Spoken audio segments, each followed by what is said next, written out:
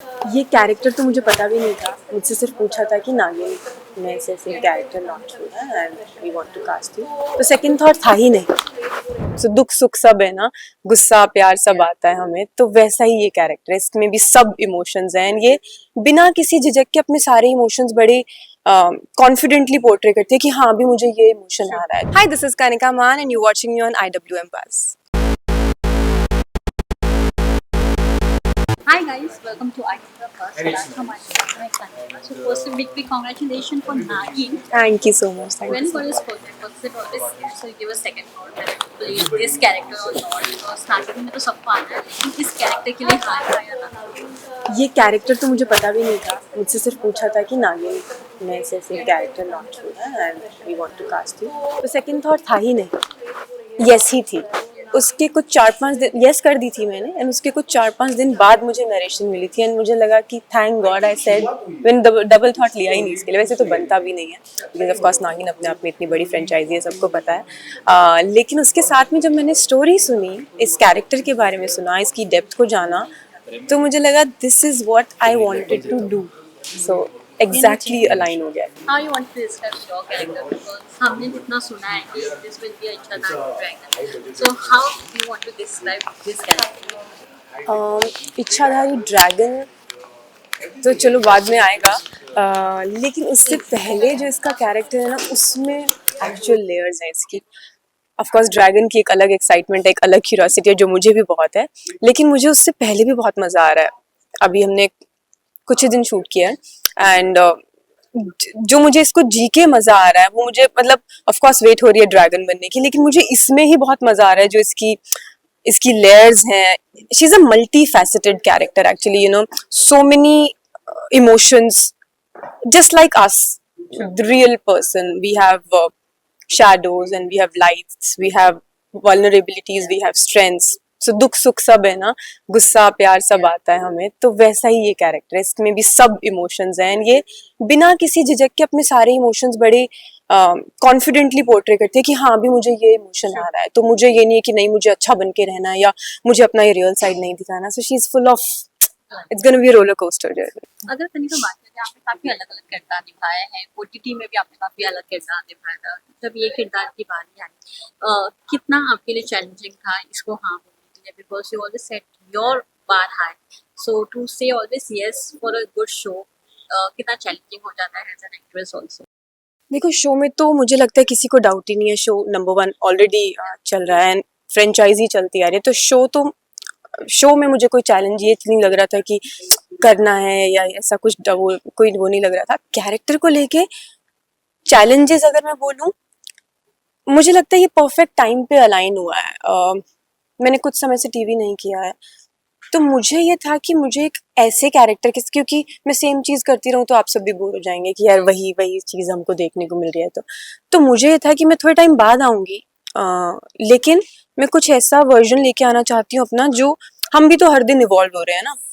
हम 4 नई चीज़ें अपने बारे में सीखते हैं, जब हम सीखते हैं तो वो चीज़ हमारी एक्टिंग में भी आ रही है। तो मुझे ये था अब मुझे अपना ये वाला वर्जन दिखाना है, तो उसके टाइम पे मुझे ये कैरेक्टर मिला, तो इसलिए मुझे चैलेंजिंग से ज़्यादा मुझे एक्साइटमेंट है इसके लिए। मुझे वो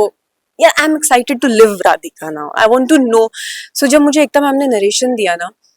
मुझे ऑफ कोर्स सारी सिचुएशंस पता चल गई, उन्होंने मुझे ऑलमोस्ट सारा एक ग्राफ समझाया, तो मुझे सारी सिचुएशंस पता चल गई जिस सिचुएशन से ये आई है, जहाँ होने वाली है और जहाँ जाएगी।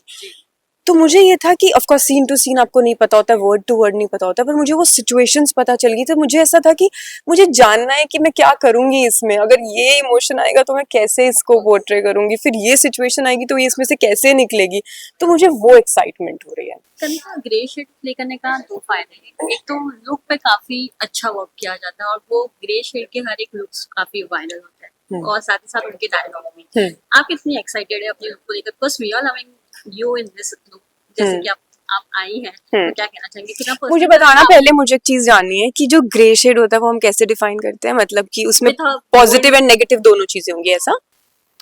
Positive and negative both, but उनकी जो लुक रहती है काफी बोल्ड होती है। हाँ दैट वेज Yeah. इतनी बोल्ड लुक नहीं रखी ये अगर है तो हाँ ऐसी ही लुक है हमारी ये बोल्ड बोल्ड में आएगी क्या हाँ तो ये हमारी बोल्ड लुक है बढ़िया हाँ तो क्योंकि मैंने इसको किसी शेड में नहीं रख पा रही थी मुझे समझ नहीं आ रहा था इसको पॉजिटिव बोलेंगे कंप्लीट की नेगेटिव बोलेंगे कि grey but I think grey is correct word क्योंकि ये अपने सब इमोशंस दिखा रही है सब पॉजिटिविटी है तो नेगेटिविटी भी है इसमें तो आई थिंक या it's grey mixture of black and white हाँ तो वैसा ही है लुक वाइज हमने मोस्टली इसी तरह की लुक रखी है अभी इससे पहले हमने सुबह पार्टी वाला एक सीन किया था उसमें थोड़ा हमने ब्लिंक्स ऐड कर दिए थे सो या दैट मच बाकी जो और लुक है वो बाद में वो हमने अभी अपने लिए भी एक मिस्ट्री रखी हुई है कि हम उसको कैसा बनाएं after doing OTT to come back on TV कितना डिफरेंस महसूस कर रहे हैं एज एन एक्टर सच में क्या डिफरेंस होता है टीवी वर्सेस ओटीटी जो सब कहते हैं मुझे लगता है अगर हम काम करने पे आए तो हम ऐसा ही काम वहाँ पे भी करते हैं उतनी ही मेहनत से और इतनी ही मेहनत से यहाँ पे भी करते हैं बनाने के तरीके में हमारे टाइमिंग्स एंड जिस तरीके के प्रेशर के साथ हम बनाते हैं वो दोनों अलग हैं क्योंकि टीवी पे हम सबको पता है हमको टेलीकास्ट का एक टाइम पीरियड सेट होता है इन ओटीटी और इवन इन फिल्म्स हमें एक थोड़ा ज़्यादा स्पेस मिल जाता है for post production even for our work for pre production हमारी प्रिपरेशन तो वो टाइमिंग हमारे पास ज़्यादा होते हैं टू वर्क ऑन आवरसेल्व्स इसमें थोड़ा टाइम कम हमारे पास हो जाता है तो जस्ट वो तरीका आई थिंक अलग है बाकी अगर आप देखो तो मेहनत तो सब लोग मुझे लगता है थोड़ी एक्स्ट्रा यहाँ पर कर रहे हैं क्योंकि इवन हमारे राइटर्स से लेके एक एक दिन में सीन्स चेंज कई बार पूरा एपिसोड चेंज हो जाता है कि नहीं ये समझ नहीं आ रहा ये बनाएंगे तो उनको रात भर में ही पूरा नया लिख के देना है एंड देन प्रोडक्शन वाइज भी आपको एक ही दिन में सब प्रिपेयर कर देना अगले दिन में भी पार्टी लगी तो have to get it done तो सारी चीजें मुझे लगता है कम टाइम है हमारे पास लेकिन काम हमें और ज्यादा करना होता है तो it's more hectic but in terms of work we all are equally putting our efforts. We are excited to see you and Priyanka together. Oh yeah. हमेशा सोशल मीडिया पे देखा है Yes. और काफी पसंद किया अब फाइनली वो टाइम आ गया that we Yes. Will see you together Yes. But थोड़े 50-50 वी कैन सेंगे कि दोनों में थोड़ी दुश्मनी भी देखने को मिल सकती है शो में हाँ हाँ हाँ मतलब दुश्मनी खट्टा क्योंकि मैं मीठा बहुत बोल नहीं पा रही हूँ ना मेरे अंदर तो बहुत कुछ चल रहा है कि मैं बता दूं लेकिन हाँ मैं नहीं बताऊंगी क्योंकि मैं चाहती हूँ आप शो देखें तो खट्टा मीठा तो बोल सकते हैं खट्टा मीठा ऑफ कोर्स यही मजा आएगा एंड मुझे इस चीज नागिन शो की एक्साइटमेंट थी मुझे बालाजी के साथ काम करने की एक्साइटमेंट थी लेकिन उसके साथ में एक ये एक्साइटमेंट थी कि Priyanka is gonna be there क्योंकि हम 10 साल से दोस्त हैं और हम पहली बार भी एक सेट पे ही मिले थे हम म्यूजिक वीडियो के सेट पे मिले थे एंड आज इतने सालों बाद हमें था कि हम फिर से एक साथ काम करने जा रहे हैं एंड उसके बीच में इन 10 सालों में हमने एक दूसरे की ग्रोथ देखी है इमोशनल ग्रोथ वर्क वाइज इन हम वैसे भी बड़े हुए हैं तो वो देखिए तो एक एक्साइटमेंट थी कि यार अब काम करते हुए भी एक दूसरे को देखेंगे तो वो 100% था in terms of character yes there gonna be ups and downs and हर तरह के इमोशंस देखने को मिलेंगे इनफैक्ट परसों ही हमारा एक सीन था एंड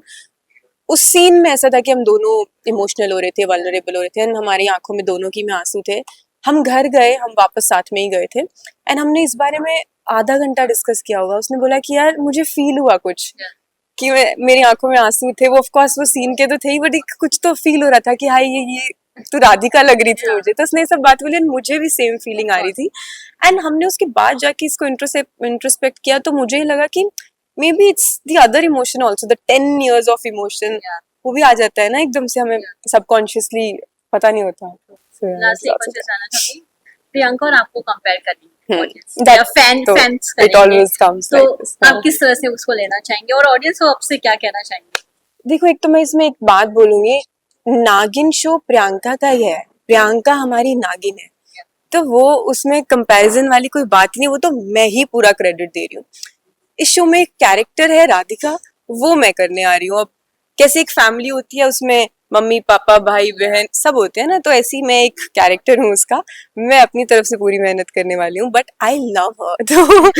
एंड लेकिन उसके बाद भी सोशल मीडिया है एंड शो है तो ये तो I think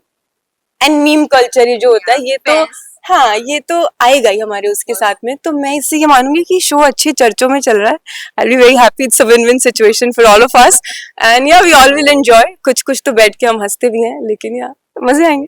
thank you so much and all the best thank you so much thank you